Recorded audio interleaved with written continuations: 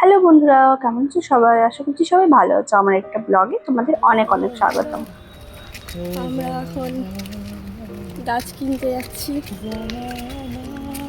আর সামনে বৈশাখ মাস আসছে, তো তার জন্য একটা তুলসী মন্দির কিনবো। তো দেখি ওখানে কীরকম কী দাম বলছে।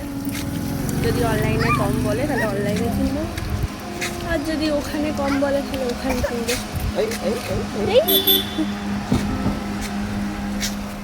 তো আমরা এখন নার্সারিতে চলে এসেছি। নার্সারিতে দেখো কত রকমের গাছ, তার মধ্যে হঠাৎ করে এই গাছটা চোখে পড়ে। তো এই গাছটা হচ্ছে মশা তাড়ানোর গাছ। তো এখানে নার্সারির যিনি ছিলেন উনি বললেন আর কি। তারপরে নানান রকমের গাছ। তো তার মধ্যে আমাদের এই দুটো গাছ এখন পছন্দ হয়েছে। আর আরো এই ক্যাকটাস গাছগুলো দেখছিলাম। তো তারপরে এই যে জেট প্ল্যান্ট, এটা কিন্তু খুব লাকি একটা ট্রি। তো এটা নিয়ে নিয়েছি। আর এইদিকে দেখো একজনকার রোদে অবস্থা খারাপ পুরো। তো রোদের মধ্যে দাঁড়িয়ে ছিল, তো ওকে বললাম যে ছাওয়াতে এসে দাঁড়া। পুরো চুপচাপ রোদের মধ্যে দাঁড়িয়ে আছে।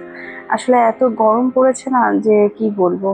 তো এই কটাই গাছ এখন আমরা নিয়েছি, তার সাথে সার নিয়েছিলাম আর একটু মাটিও নিয়ে নিয়েছিলাম।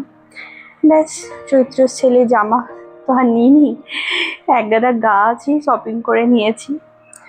তো এবারে এই গাছগুলো সব আমাদের এখানে তুলে দিচ্ছে যারা ছিল স্টাফ। তো এই গাছগুলো তুলে দিচ্ছে অটোর মধ্যে। এরপরে কিন্তু আমরা বাড়ি চলে যাব। তো অনেক রকমেরই গাছ নেওয়া হয়েছে, ফুলের গাছ, নানান রকম আরো ইনডোর প্ল্যান্ট, এইসব।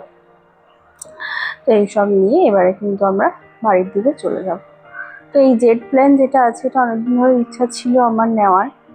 তো যাই হোক, আজকে সেইটা পূরণ হয়েছে। আর এদিকে একজনকে দেখো, পুরো গরমে ঘেমে টেমে একদম অবস্থা খারাপ পুরো।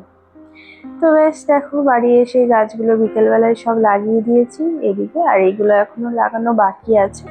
অনলাইন থেকে টব অর্ডার দেবো, ওইগুলোতে আর কি লাগাবো। তো এই দেখো বেলকনির আরো আমার গাছ।